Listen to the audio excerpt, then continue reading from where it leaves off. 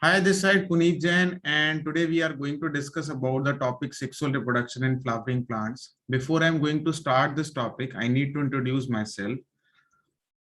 I'm working as senior lecturer biology with Pariha for NEET students since 2020. If I talk about my experiences, then I am working since 2012. So that is all around 10 years. And I'm working for the NEET students only. If I talk about my educational background, so right now I'm pursuing for the PhD biochemistry from the MV Global University, Jaipur. So here is the topic, that is sexual reproduction in the flowering plant. So the sexual reproduction in the flowering plants basically involves the sexual reproduction in angiospermic plants. What is the meaning of angiospermic plants? So angiospermic plants are those that are having flower. Okay, a typical angiospermic flower. What is the meaning of this typical angiospermic flower? Basically, flower is the modification of the shoot, and in any type of flower, there will be a presence of four whorls. Okay, these four whorls generally involves a calyx, corolla, androecium, and the gynoecium. If we talk about the diagram of any flower, then we can say this is the structure of any flower, in which there will be a presence of a stalk-like structure. That stalk-like structure is called as pedicel. This pedicel basically responsible for the attachment of a flower with any plant stem. Okay, plant stem or plant branch can be there. Apart from this thing, we can say the swollen end of a pedicel is known as receptacle. This receptacle basically provides the attachment of all the floral organs. So we can say it is responsible for the attachment of all floral organs. There will be a first whorl that is called as calyx, and the single unit of the calyx is known as sepal. During the immature state of flower, this sepal is basically covers the immature bud and provide the protection from the outer atmosphere. So we can say calyx generally provides the protection. Okay, and it is least involved in the process of reproduction. Okay, apart from this thing, there will be a colorful structure in a flower that is called as petal, or we can say corolla. The group of petals is called as corolla. This corolla generally a colorful structure with a fragrance as well. Okay, it provide the attraction of the insects for the pollination.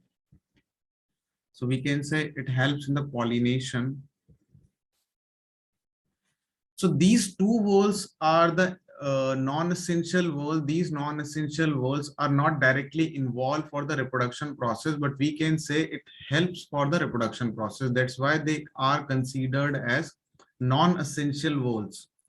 Now we are coming over the essential whorls. Essential whorls are also known as the reproductive whorls. These reproductive whorls basically involves two things. If suppose this flower is a bisexual flower, so that bisexual flower is having both of the things. The entire thing that is representing here, the anther in the filament, is generally called as stamen. Okay, and the stamen, the group of stamen is called as androecium. That androecium generally representing as a male part or male reproductive structure of a flower, in which there will be a presence of anther, and this anther is connected with a long structure, long thread-like structure, long stalk-like structure, which is known as filament.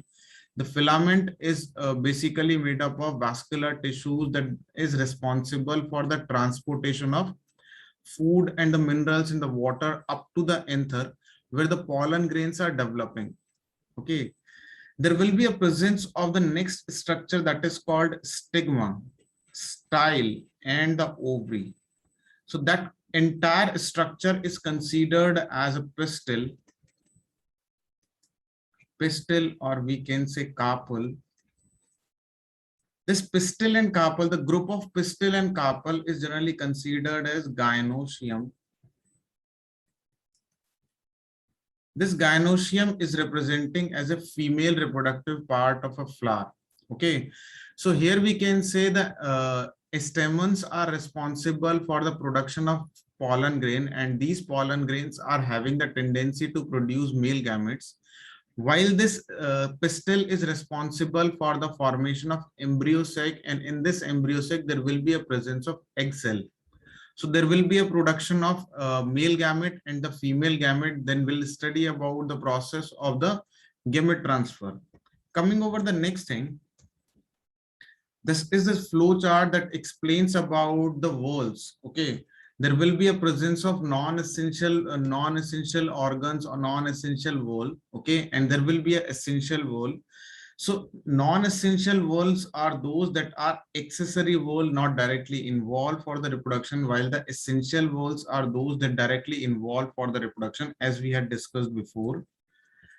So basically the calyx and the corolla is included for the non-essential wall, while the essential wall generally involved for the androecium and the gynoecium.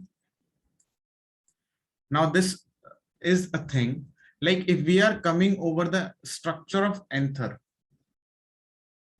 before that thing I need to draw the diagram of any stamen.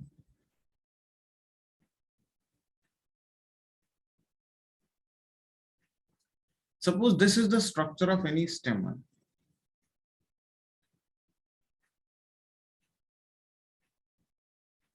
In this structure, we can say there will be a presence of anther, and that anther is directly connected with filament.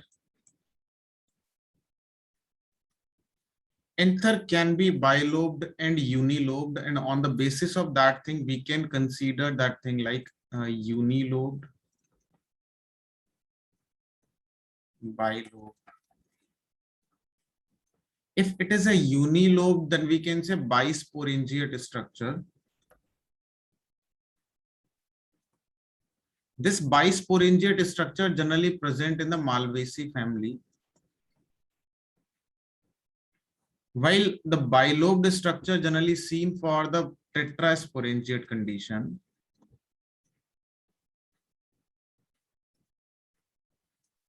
That is present in maximum plants. We are having the example of Datura. Okay, so this is a kind of a structure. While the what is the meaning of that sporangiate word? Either it can be bisporangiate, tetrasporangiate. So we'll discuss that the sporangiate is a kind of a structure that will be discussed for the sporangia, where the pollen grains will develop. Coming over the next thing, in the structure of stamen, I need to take a transverse section. Like here, I can tell you, I'm going to take a transverse section of this anther that can be looks like this.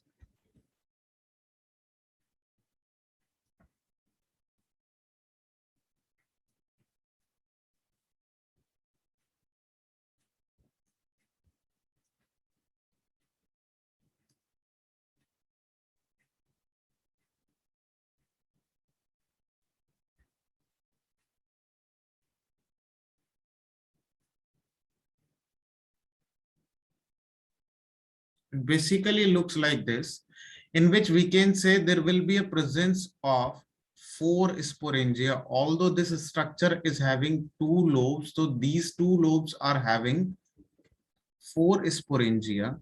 That's why this structure can be considered as tetrasporangiate structure. The outermost layer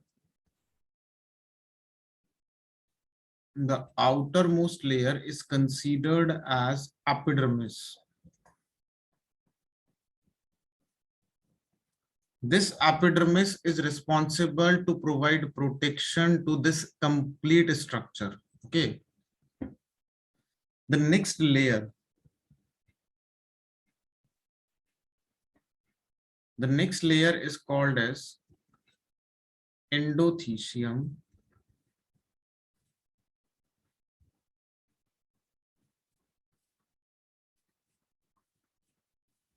That is known as endothecium. This endothecium is basically responsible for the dehiscence of this entire structure by which the developing pollen grain or the developed pollen grain can be free from this structure. Okay. The next structure is a middle layer, that is a multi-layered structure.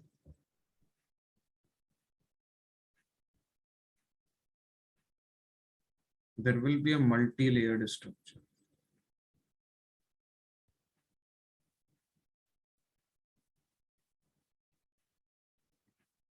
And at last, there will be a structure that is known as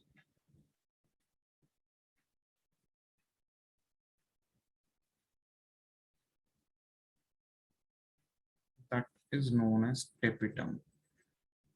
It is basically responsible to form the boundary of this pollen sac.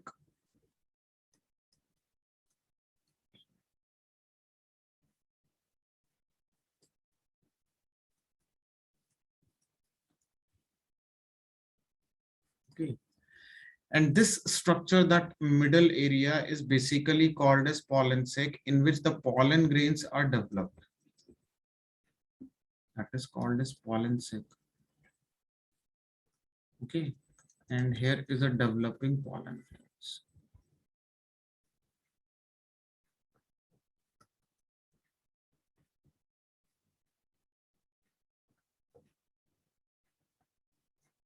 So this is the structure, and that entire structure, that half, or we can say 1/4 structure, is considered as a microsporangium.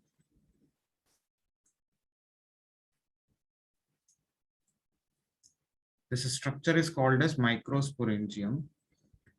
As we are moving forward, then we can say there will be a presence of microsporangium. So suppose I am here going to form a complete structure of a pollen sac.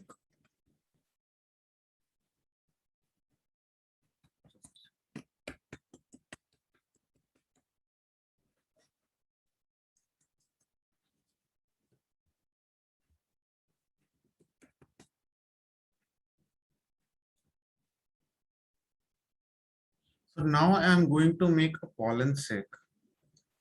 Suppose this is a pollen sac. Okay. In this pollen sac, a complete tissue is filled. Okay, it is filled with tissue. So we can say the cells of the tissues are basically having, that is, sporogenous tissues.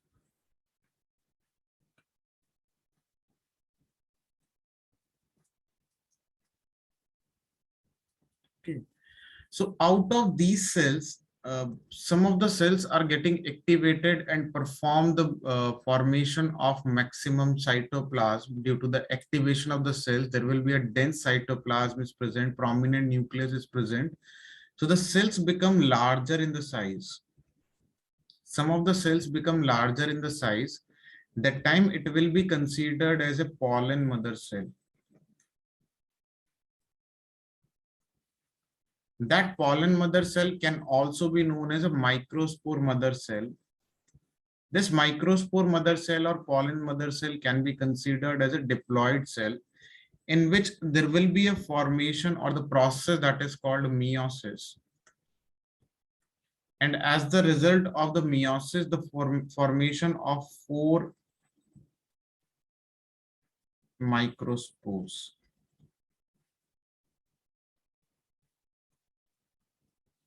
So we can say here these all 4 microspores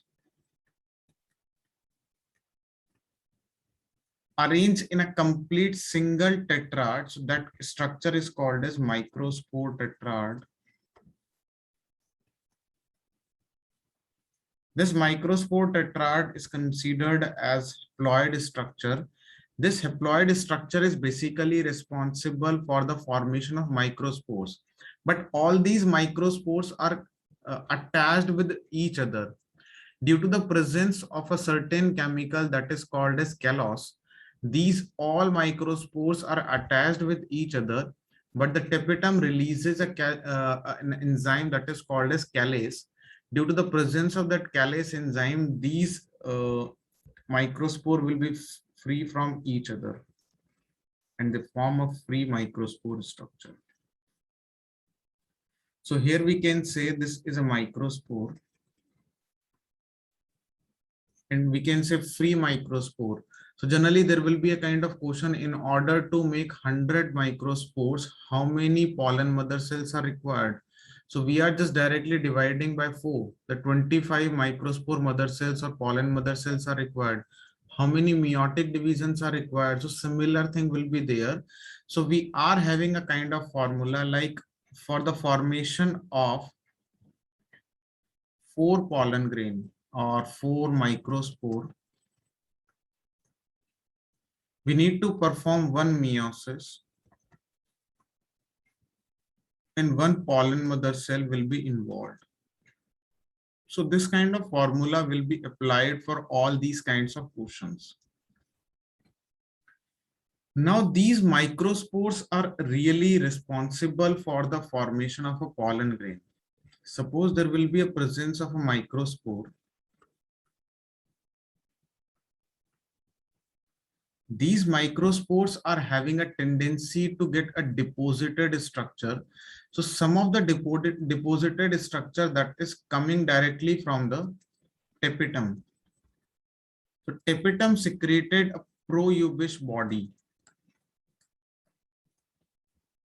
First, there will be a formation of a proubish granules and it develops into the proubish body. And at last, there will be a deposition of sporopollenin. Sporopollenin is a kind of indestructible structure that is present over the pollen grain. So ultimately, this structure develops like this.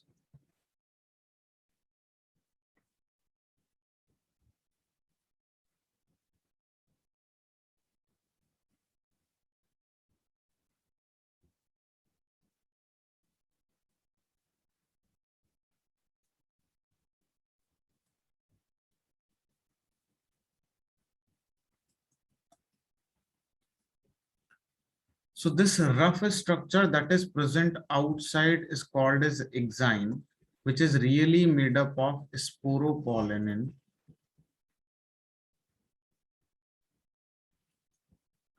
The smooth layer that is present over here, that is called as intine, which is a kind of a structure that is made up of a pectocellulose. Some of the area are here in which the only intine is present and the exine is absent. That area is generally considered as a germ pore. So germ pores are those structures that are responsible for the formation of a pollen tube, and these structures are really develops a pollen tube during the germination of a pollen grain. Okay. Apart from this thing, there will be a presence of a nucleus and there will be a presence of vacuole, cytoplasm.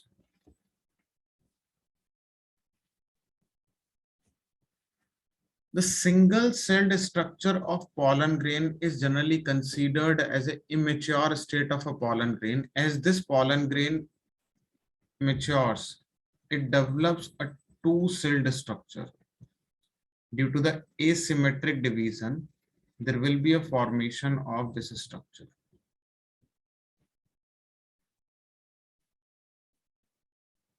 The presence of three germ pores in a single pollen grain is generally considered as a tricolpate condition. This tricolpate condition is considered as a germ pores are present in a pollen grain, as this is a mature pollen grain.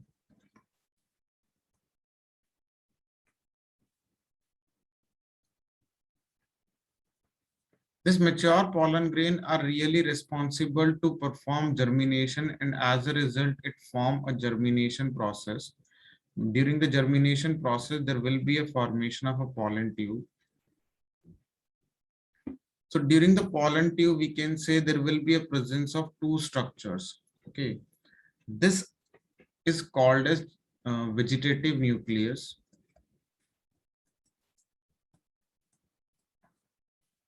and that cell is called as a vegetative cell, while the small cell is having the generative nucleus.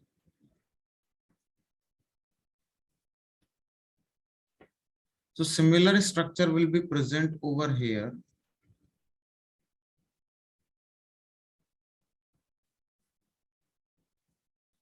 There will be a presence of a generative nucleus, and there will be a presence of a vegetative nucleus.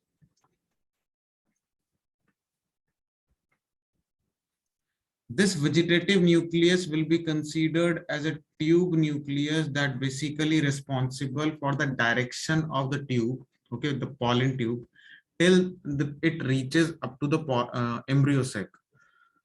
Similarly, this generative nucleus then further divided by the mitosis division, and it forms the two structures.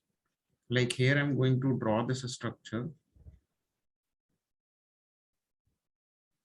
There will be a kind of tube nucleus. There will be a presence of two structures, two nuclei, and these two structures are considered as a male gamete. So this is the structure. So thank you so much, everyone. This is for the today's class. Okay.